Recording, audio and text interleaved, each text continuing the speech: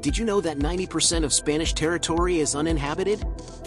Were you aware that over 4,000 municipalities in Spain are grappling with depopulation, with 1,840 of them at risk of extinction? So, how is it possible that the Spanish population has increased by approximately 40% from 1975 to 2023?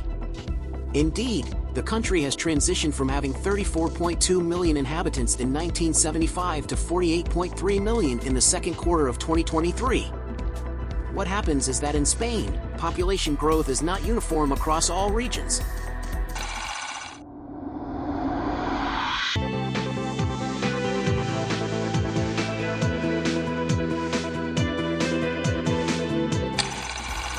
The term empty Spain refers to areas that experienced significant rural emigration in the 1950s and 1960s. In recent years, especially during a period of economic transformation, significant migratory movements have occurred from rural areas to major cities, a phenomenon that has had a significant impact on the distribution of the population in various provinces of the country. For example, according to population statistics provided by the National Institute of Statistics, in provinces like Zamora, the population has decreased by over 31%, while other provinces, like the Balearic Islands, have experienced notable population growth, even doubling.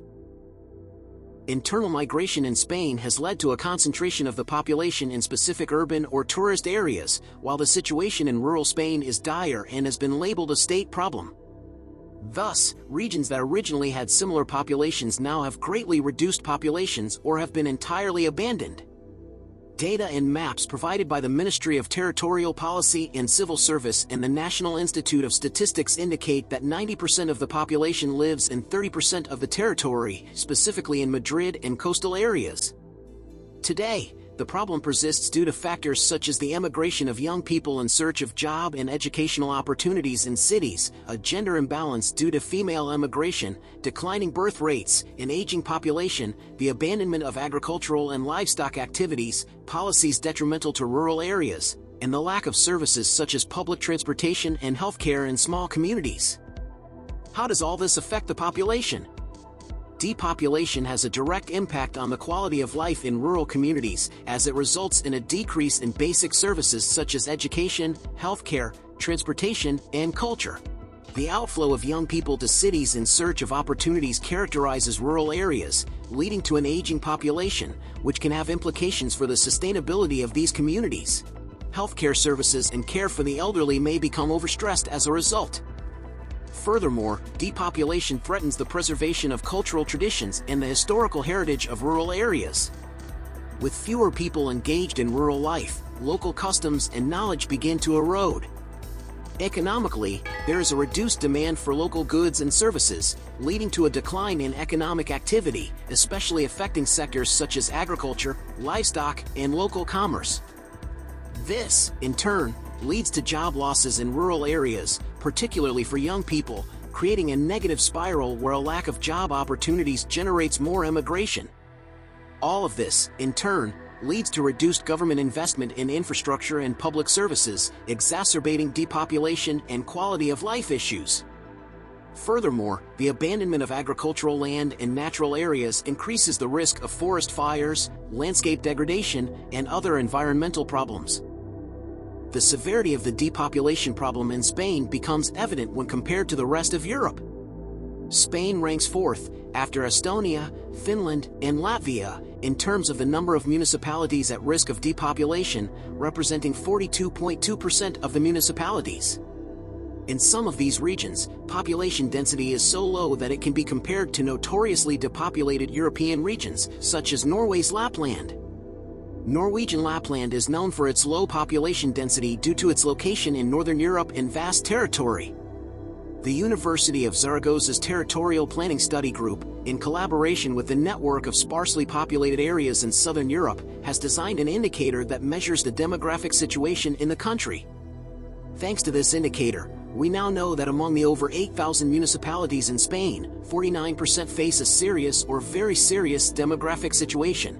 In some provinces, like Soria, Cuenca, and Teruel, this percentage can exceed 80% of the municipalities.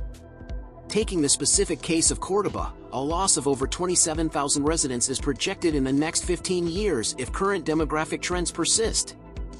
This would bring Córdoba's population below 750,000 residents by the year 2037, with this phenomenon being more pronounced in the Alto Guadiaro region. To address this issue, the Map 174 has been developed, named after Article 174 of the Treaty on the Functioning of the European Union. This article establishes the need to reduce disparities between regions in the European Union, with special attention to those facing severe and permanent natural or demographic disadvantages. The key indicator in this context is the demographic situation, which is based on the concept of severe and permanent demographic disadvantages. This indicator uses a methodology that goes beyond simple population density. It considers 6 different components to assess the demographic situation, including population evolution and density, as well as the percentages of the population over 65 years old and the population under 5 years old. In addition, 2 environmental factors are taken into account: altitude and average slope, which influence population distribution. What does the European Union say?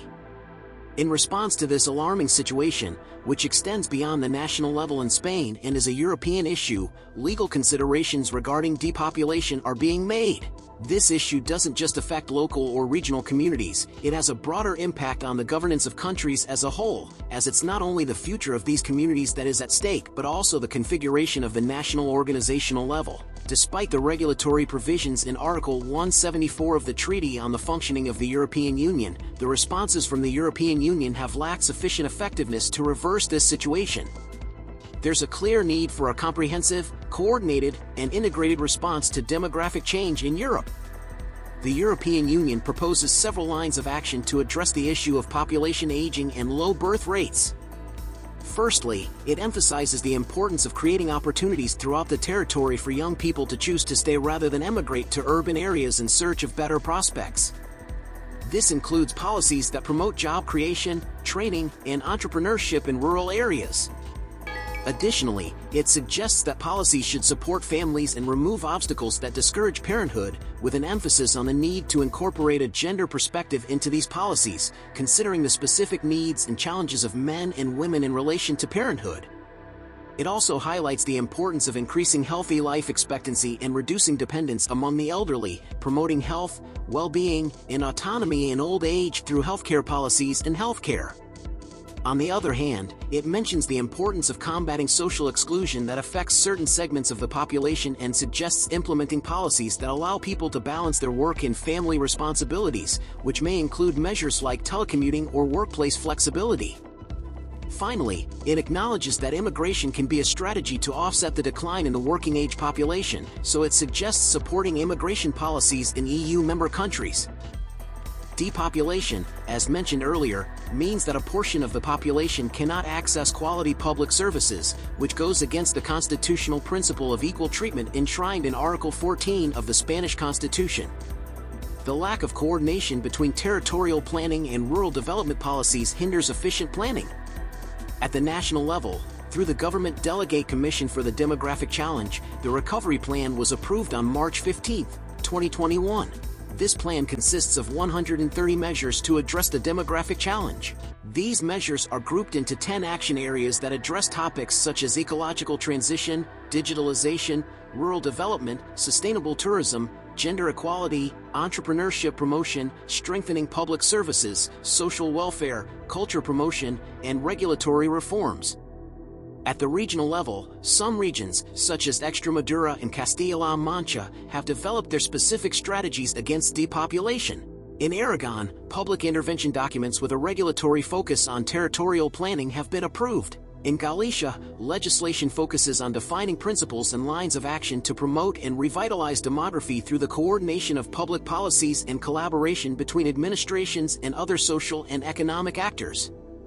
Despite the aids implemented in 2023 to support rural development, such as those provided by the Junta de Andalucía, which invested €250,000 to support municipalities in Córdoba, the Diputación de Córdoba, which allocated €500,000 to hire young graduates and promote initiatives that boost progress in rural areas, and the national government, which plans to invest more than €55 million to combat rural depopulation, the figures indicate that the situation has not improved and is, In fact, worsening. Spain faces this issue more acutely compared to some other European countries. According to Eurostat data, the highest percentages of the elderly population are expected in eastern Germany, northern Spain, Italy, and some areas of Finland. By 2060, in the European Union, the proportion of people over 65 years old in the population is expected to reach 30%, indicating a significant increase in the aging population. Furthermore, the proportion of those under 15 years old in the population is projected to be only 15%. With these concerning statistics, we come to the end of our extraordinary walk today. If you enjoyed it, we invite you to like and subscribe to the channel so you don't miss any of our informative videos. Until the next extraordinary walk.